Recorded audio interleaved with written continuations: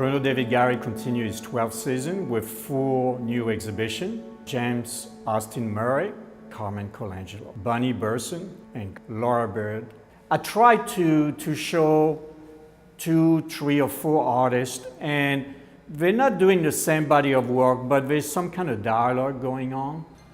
These pieces are really about how the light in the room interacts with you and the painting. So if you stand in one place, the painting is going to look different than in another place.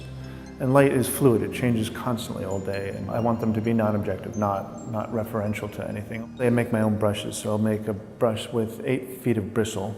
And then I get the paint on and I move it around and I get it even, and then I give it a single brush stroke. And then 99% of the time I have to get the paint even again and give it another brush stroke. So each finished piece that you're looking at are single brush strokes. Happy Planet is a series of work that I completed this year that is working with monotype printing, using watercolor, monotype, and relief printing. This series of prints dealing with this current political time, this moment, and wanting these to be more hopeful about the future. It's kind of a saccharine response to the current political moment. And I often play with tropes in art history and architectural history, and I was thinking about representation of the way that we sort of interact with architecture and social media at the same time. The prints are made on a relief press. A lot of the work is orchestrated to set up situations where there are chance occurrences between the painterly quality and the mechanical quality of things to give it both a gestural and kind of a physical architectonic sort of space.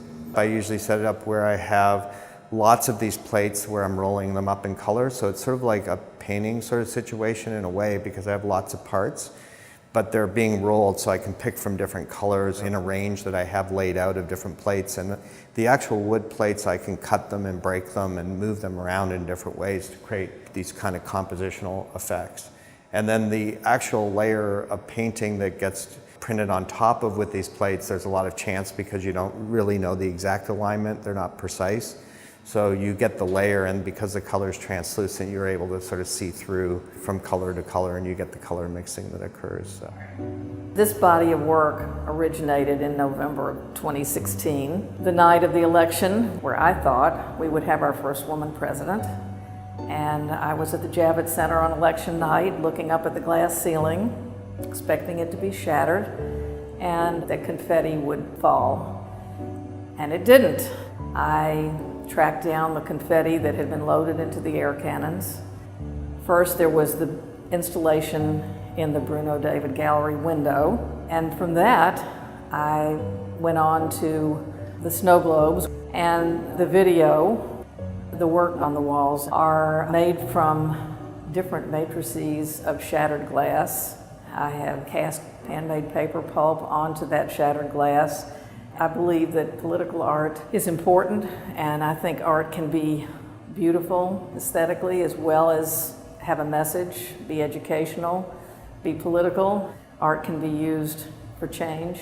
The snow globes are filled with the confetti.